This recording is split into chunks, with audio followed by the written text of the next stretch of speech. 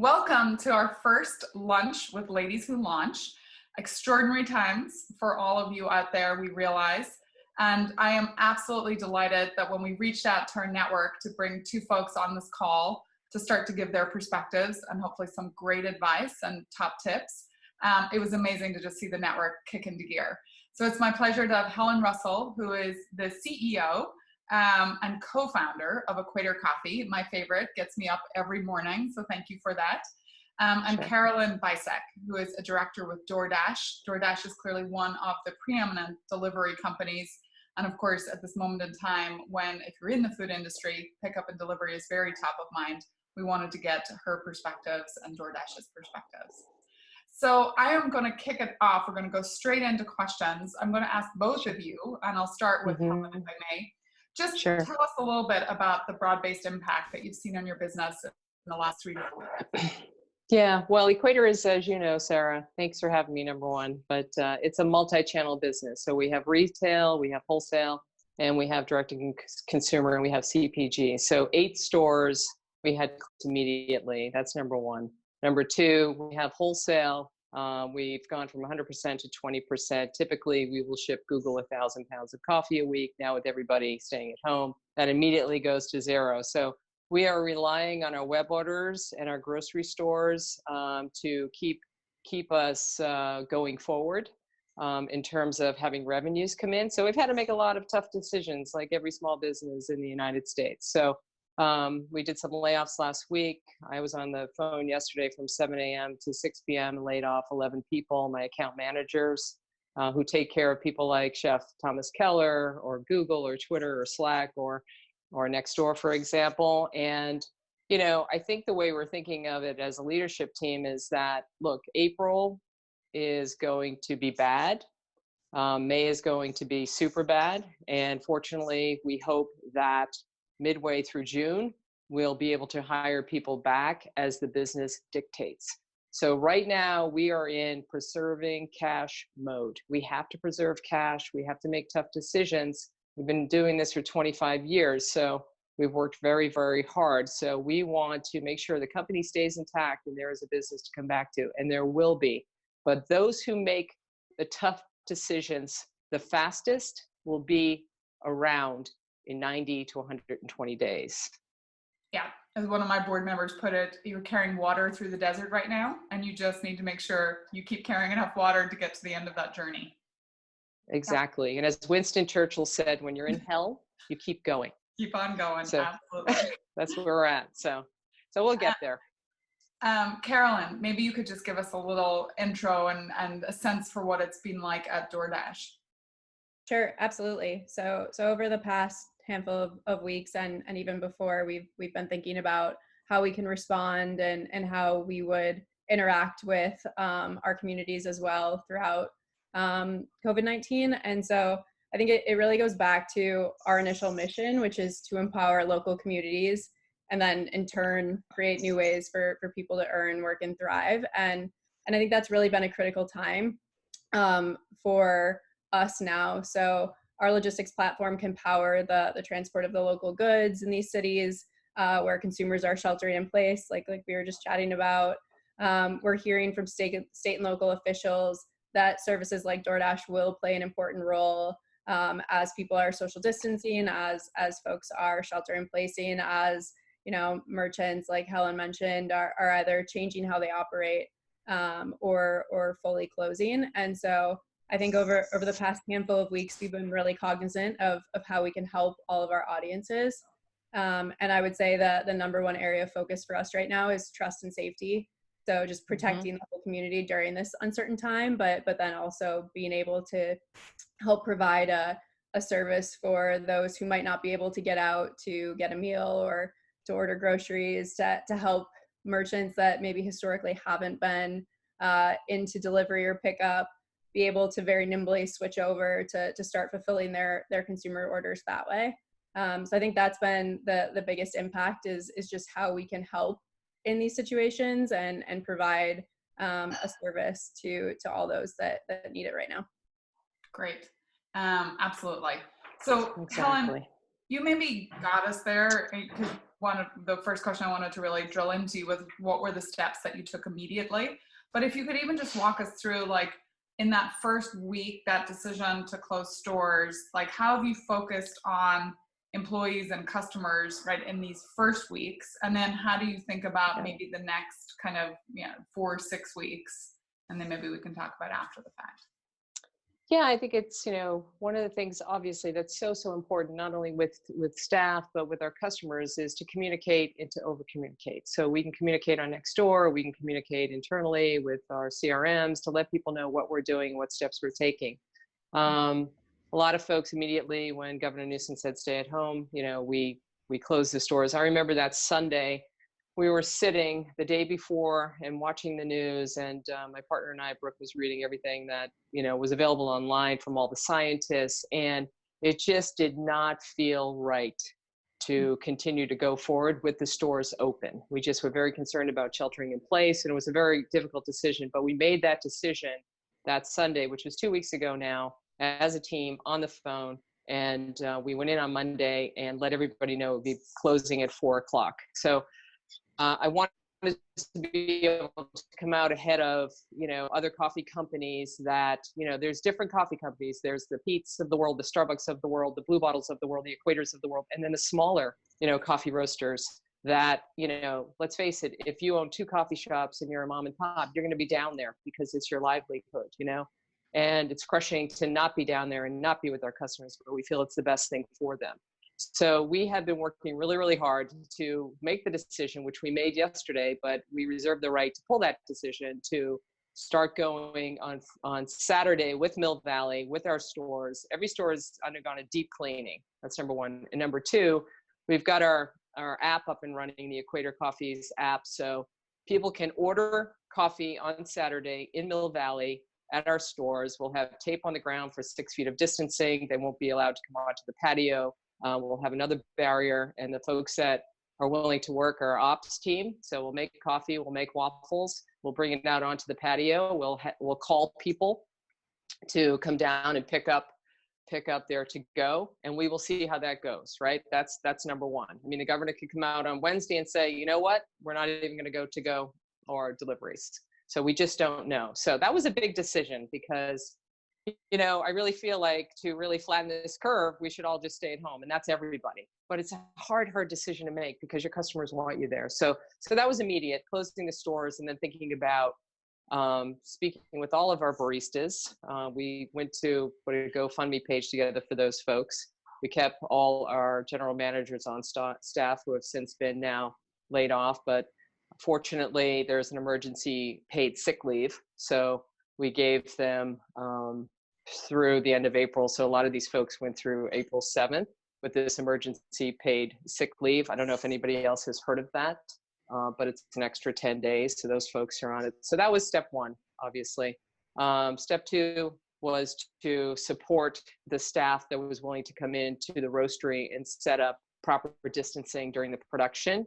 So we've moved equipment around so people are fulfilling orders at least 6 feet apart. So that has been going well. But again, that's another decision that you make as a CEO. And we've gone up and visited with the folks that are there and thanked them for coming. But they're our front lines, the same way our people that are at the hospitals and EMTs. So we kept the roastery going. The first thing was the stores, right? That was number one. So we're going to see where we are. And that is 70% of our staff. So they've all been laid off, and the GMs are on, unemployment, and the ops team is still employed. So it's really day by day. But that was the first thing, was to make the decision to close. Second thing was to make the decision to open on Saturday. And third decision is laying off all the my account managers and salespeople, and then keeping production going and trying to think of ways to get more orders to the roastery to keep it going.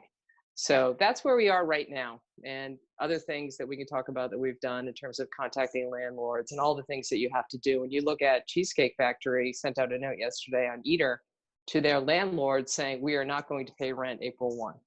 Please be patient with us. and we went out to all 8 landlords plus our own. Brooke and I own the building that we're roasting in. We're not going to charge the company for rent.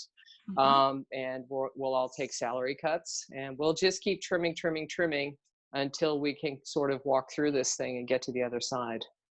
Right. Wow. You're giving me chills, like so devastating. And just unbelievable, right? When you see this effect across the economy. Yes. I want to tug on 2 things here, and Carolyn, bring you into the conversation. So you talked about your Equator Coffee app, getting that going and letting people know that they could do pickup. Yep. Carolyn, you're all about bringing people electronically into the world of delivery, and I think pickup as well. So, like, did you have an app before, or if you were just giving advice to people listening right now, and they may not just be in the coffee business, right? They might run the yoga studio or whatever. How did you do that quickly? And then, Carolyn, I'm going to pass the baton over to you to talk about how can a business quickly get to delivery and pickup as actions for their business. Helen, so sorry, the first question was, did you have an app before, or how did you quickly get something that was more electronic and virtual than in real life? So we had an Equator app, and we rolled it out at the Larkspur store, which is where you go, Sarah, to get your coffee. So what we did is we needed to add with our downtown Mill Valley location. We've been spending the last 2 weeks adding the waffles and a full coffee program and a food program. So, I went out to pick up pizza last night, and I did not like going in there.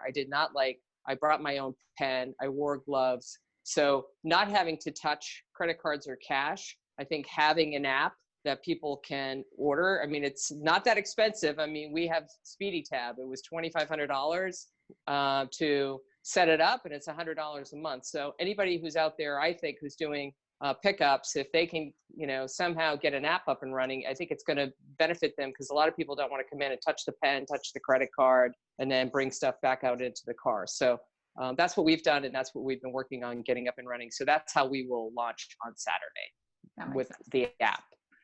Carolyn, talk to us about that virtual motion. Like, how do we get small businesses into that kind of virtual economy? Absolutely. So this is one of the areas that we've been focusing on in our response is really how we help the smaller restaurants, the individual locations, et cetera.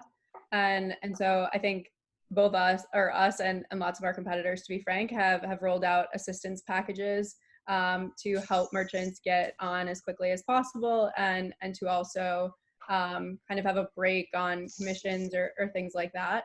And so we're working to onboard new merchants as fast as possible, as fast as they can come in. We want to be able to help them facilitate both delivery and pickup.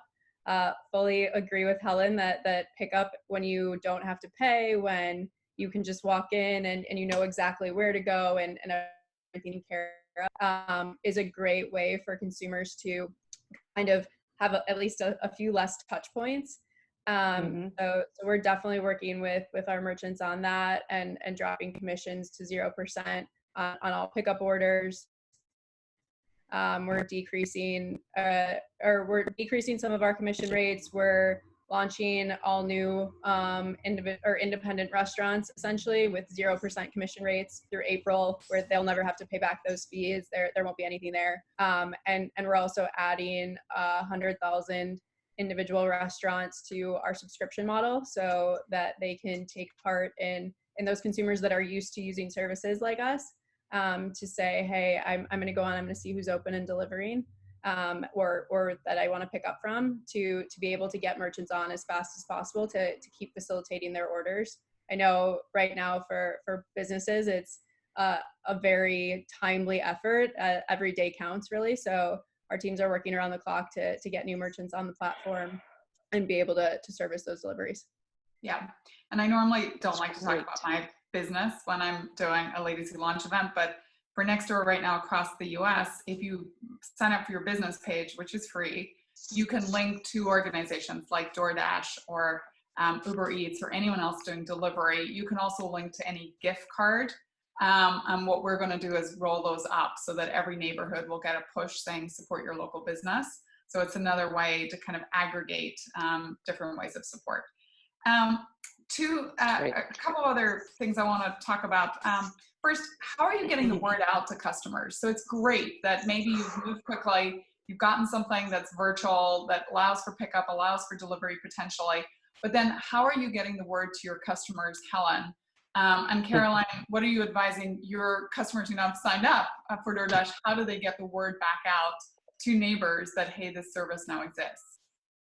The first thing I'm going to do when I get off the phone is call Karen Goldberg, who owns Tamil Pie Pizza, because she had sent a note the other day and said, to her customers, in which Brooke and I go down there all the time, and she said, would you be willing to pay an extra $24 for delivery with Uber Eats? And I said, absolutely. So I think if DoorDash is going to be sort of not charging that fee, I think that's amazing right now. I think it's so important because she will survive as a result of it, and more orders will come in, and then also getting some sort of virtual app so you don't have to touch anything. So what we're doing is, they just got an email from my marketing team, and number one was, can you reach out to the local chamber?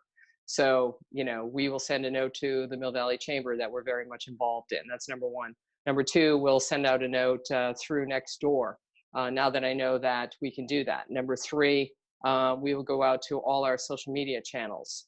We'll go out to all our personal channels. We know how to get the word out in Mill Valley pretty quickly, and I've been getting a lot of incoming saying, when are you going to be opening? And they understand that we're closed. But so those would be the ways we'll go. Our own social media, those in the leadership team, the company's social media. Nextdoor is a big one. The chamber is a big one. LinkedIn, obviously, I'll put that out on LinkedIn. So I have a feeling we're going to be too busy on Saturday, and I'm a little worried about that, is how we sort of, maintain social distancing. As you've been to that store yourself, Sarah, so it's like that is the community spot. So how do we keep how do we keep them safe when they come with their children to pick up that donut or that waffle and then go across the street to sit down and enjoy it? So we're working on that. So all the social media channels, that's how we'll send it out. And thank God we have Nextdoor as well. That has been, who knew? That's such a great business. We're going to build an app for proximity. We got it right now. But no idea. Carolyn, how are you helping, QSRs, restaurants, and so on, get that message out? Absolutely. So I think we're doing this a couple of ways. And apologies for the background noise here, but I think as we're all working from home, used to it. So in a couple of different ways. So I think on our brand side, we've participated in and helped create an Open for Delivery campaign. So you may have seen your favorite restaurants posting about that, saying, hey, we're here for you. We want to be able to either delivery or offer pickup at this time. And we're seeing national engagement from anyone from local heroes, national brands, elected officials. Mark Cuban tweeted about it today. And so there's been lots of engagement there as lots of folks want to know who's open, who's delivering, and it's a cross effort with 6 or 7 of our industry peers to really ensure that folks know that these restaurants and small businesses are open, they're fulfilling orders, et cetera. We're also working with our merchant base. So we've earmarked up to $20 million for merchant marketing promotions, and tacking that closely towards the independent, the local restaurants, et cetera, those that might not have the ability to run national campaigns or really get the word out there. And so we're working with them to help facilitate some of that, be it outreach, be it decreased delivery fees on the consumer side, be it any type of promotion. And then we're also very communicative with all of our audiences. So reaching out to talk through kind of some of the trust and safety things that I've mentioned, to tell consumers every delivery can be a no contact delivery. The dasher will leave it at your door. We're working with our merchants on their trust and safety aspects to kind of ensure that the consumers know the lay of the land in this ever-changing world. So I would say those are 3 of the main pillars of how we're getting the word out, and how we're working with our merchant partners as well to help them get the word out to their consumer base too. That's great. It is great to see a bigger brand like yourself kind of able to aggregate and help maybe a mom and pop that's less sophisticated. Helen, you talked about the Mill Valley Chamber as an example of someone to go to for help. What have you found to be the most helpful organizations or resources to get information, like SBA? I don't know if you've talked to your bank. We're trying to create a hub of information. What have you trusted to date? Yeah, I mean, we have an amazing board and leadership team, right? So we're a little bit larger, so we have a lot of people that have a lot of information. I've been going to the chambers, but to be honest, I mean, I've been reading the Harvard Gazette that comes in every morning that sort of takes what's going on in the government and puts it in a question and answer format. And from there, I send it to my director of HR, and then she will let me know if any of these things are relevant for what we're currently doing. So I've been getting most of my information from there. Twitter, of course. The chamber is doing the same things that we're doing. They're seeing what the government is passing down, and they're trying to sort of figure out how that applies. Because everything is different. Even when you think about that emergency paid sick leave, that's great. But if you don't have profits, you can't take that tax credit in 2021. So, there's things like that, or the behind the scenes that looks great on the surface, but it's great for our employees, and I'm happy for that. That gives them another extra 2 weeks of pay, but because we won't be profitable this year with the reforecast, it doesn't matter. And then I just saw a recent thing that just came out that said that if you don't lay off your employees, you'll be able to get this loan. Well, if we don't lay off our employees, we won't be here to get the loan. So all those things are great, but it's really case by case, business by business, right? That you have to make these decisions, because some of it looks great, but by the time it gets down to trickling down to the people that need it, and those folks that are waiting for those checks, they'll get them in 3 weeks, as much as we can do. So one of the things that I thought of the other day when I got on my bike on Sunday, I went over the Golden Gate Bridge. On the way back, I thought, you know what? I was just looking at Instagram, and Dominic Crenn has 400,000 followers. So I sent her a note Sunday night, and I said, look, how about that we have a blend for you. How about that we send this out, and $1 of every purchase goes to, your team and whatever hospitality fund that you want to do. And I was thinking to myself, so that'll launch tomorrow, and she's getting the bags today. She'll put it on Instagram. Hopefully the people, 400,000, even if half of them order, she'll get $200,000. We'll get $2 million. So things like that, thinking out of the box. And I'll send one to you, and I'll send one to this one. Everybody needs coffee. So we have to think out of the box as small businesses of how we can keep whatever part of our business is going. And that's what I think we're all doing in all different types of ways. Yeah, I think the influencer strategy is massive, by the way. And yes, are the Dominic Crenns of the world. But I actually just wonder, could you do an influencer strategy in your local community? So just get people posting with their Equator bag of coffee, because she can probably move 400,000 of them, but can you get like the 10,000 people that live around you to also just kind of keep it moving? We'll go out. We'll put that on next door. I mean, that's the only way to do it. And we will do that. And we'll put it out on the chamber. They'll get it as well. So any way that we can get the word out, we're doing it. Such a great idea. Carolyn, are you suggesting any particular resources, or, as things like the CARES Act potentially pass? I think it's mostly there now. Like, how is DoorDash thinking about being an information hub, or are there places you're sending your customers to for better information? Yeah, it's an interesting point. So we do have an in-house policy and legal team that's been amazing throughout this. That's really helped with our response as things have changed so frequently and at the speed of light. And so they've been helping us on tackling that, and also answering some questions where, depending on the city, there's been curfews or different types of laws enacted, et cetera. So we've been providing some guidance to our partner merchants there. I would say we also provide links and resources back to the FDA, the CDC, the World Health Organization, anyone that puts out resources specific to delivery or pickup or restaurant operations. I think because there was such a massive shift to that, there historically hasn't been like the specific guidelines for a food safety worker that's only facilitating delivery at a store, or something that's so specific now. So we've been providing some of that information, but we haven't built out a hub or anything like that to really provide more information outside of just how to handle these operations and how to quickly amend, because that's the questions that we're predominantly getting asked. Yeah, I mean, frankly, the more most important thing, like how do I handle food safety when I'm going to drop food off at someone's door? If I'm an elderly person getting that plastic bag, how do I know to take it out of the plastic bag, maybe wipe down packaging, right? All of that stuff is incredibly important to give people the confidence. Exactly. Maybe just on your brand, Helen, how do you think about the just staying authentic through this? And then, you know, I'd love you to segue a little because I want to be mindful of time. Like, are you even starting to plan for what comes after, or is it still too soon?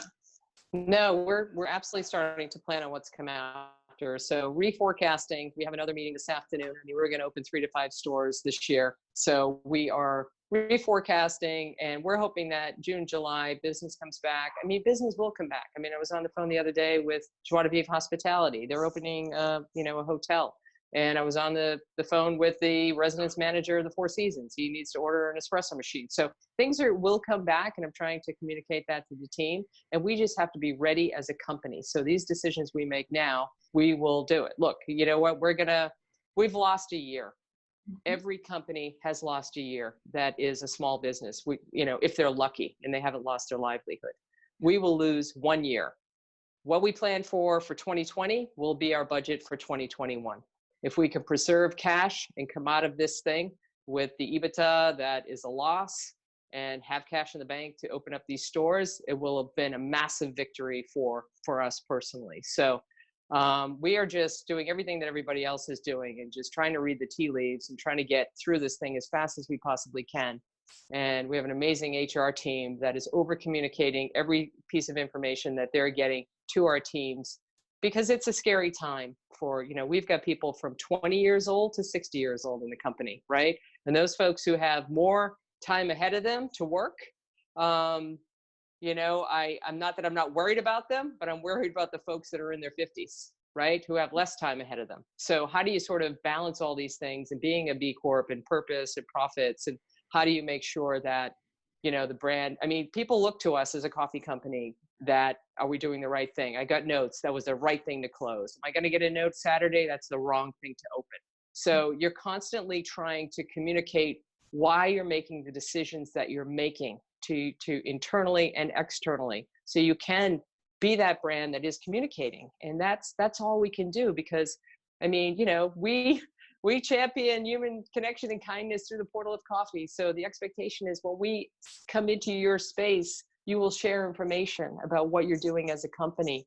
And I think that's what you're doing, and that's what DoorDash is doing. And I think we just have to look around and see how we can help. We got to take care of the people who are around us first, of course, and we got to take care of the company to have something to come back to. It's surreal for every one of us on this webinar. And every decision is very, very personal, and it's at different stages based on where the company is at and who the company is. There are a lot of, it's a great time to be in the grocery business, right? But it's a difficult time to be in have a yoga studio, right? These are, these are sort of this is what makes this country unbelievably who we are. And, we don't get strong leadership from the top. So business owners have to use their voice to give people hope and give them direction, because we will come out of this. And we'll be having a different conversation, I hope, in 120 days. Exactly. So really just lightning round to close out. Maybe from each of you, what's the one thing you're doing to manage your own personal stress? Carolyn? I think the one thing I would say is trying to create some sort of routine. So staying active and getting outside still. I have a dog that you've probably seen hop back and forth to me. So just being able to take a break at some point and get some fresh air. I think, as Helen mentioned, this is a lot of heavy topics and a lot of hard decisions. So being able to take that bit of a break, I think, is always helpful and recharge a little bit, because it's not a week or 2 week long problem. It's going to be something that we're focusing on for weeks and months. And I would assume we'll continue to have lasting impacts. Yeah. Helen, what's your one action that you're taking right now to manage stress? You know, I'm making sure that I'm walking every day. I mean, getting out there every day and trying to do 3 miles a day, and getting the bike out on the weekends. And, you know, also, you know, I like to meditate. So taking 30 minutes in the morning to just kind of think through things. We got to take care of ourselves because it is a lot and it can be overwhelming. And sometimes it's okay to shut the news off, and just, you know, go outside. So it's a stressful time for sure. So I feel for so many people that are, you know, have boxes over there at Amazon that are getting out and they're docked in the emergency room. So we just shipped the 150 masks that we had at Equator to one of our employees' mothers who's on the front lines, who doesn't have any masks at the hospital. So it's like, do what you can, you know, you just, whatever you can do, just do it. And that'll make you feel better. It'll feel helpful. And before you know it, it'll be July. Right. And is there one business action you want everyone to take? I think you have to really, you know, you have to know that this is going to pass, and whatever you can do to preserve cash today must be done today. That's super wise words. Carolyn, one business action for? I would just say, for the businesses listening, figure out a way to be able to adopt and change in this time. We've seen businesses and restaurants specifically iterate so fast to a pickup and delivery only model. Take those steps and tell your customers what you're doing. I've been kind of visiting lots of merchants around here and seeing the steps that they're taking and how they're adapting at this time has been pretty inspiring. So I think just make the changes, and you can always revert back. People will be going out to restaurants at some point, but make those changes now to be able to still service some consumers. Yeah, I think I love this conversation. I'm actually surprised at how, like, I feel like I've been stuck in this room, and suddenly to speak to people on the front line, Helen, like you with your store, I'm amazed kind of how emotional I felt throughout this conversation. I completely concur with the move fast, take risks. People will give you a lot of forgiveness right now, but particularly if you explain the why, and if it feels very kind of authentic to your brand, people will kind of forgive you. Like if you open up your store for pickup and it ends up people are not 6 feet apart, like people will kind of understand that you were trying to do right by your business, in a way that I think in better times people are a little bit less forgiving. So I think we have to remember that kind of human kindness in all of us right now. So with that, I'm going to bring our lunch to an end. It was fantastic. Thanks so much for all of you out there. We are really thinking of you. We have hopes going for you. We are doing whatever we can for you. Just remember, you have this whole wall and wash of ladies who launch, women right behind you cheering you on, and we will get to the other side of this together. Thanks so much. So go online and order equatorcoffees.com. That would help me. And then, you know, and then have DoorDash deliver from your favorite restaurant and get on next door and spread the word.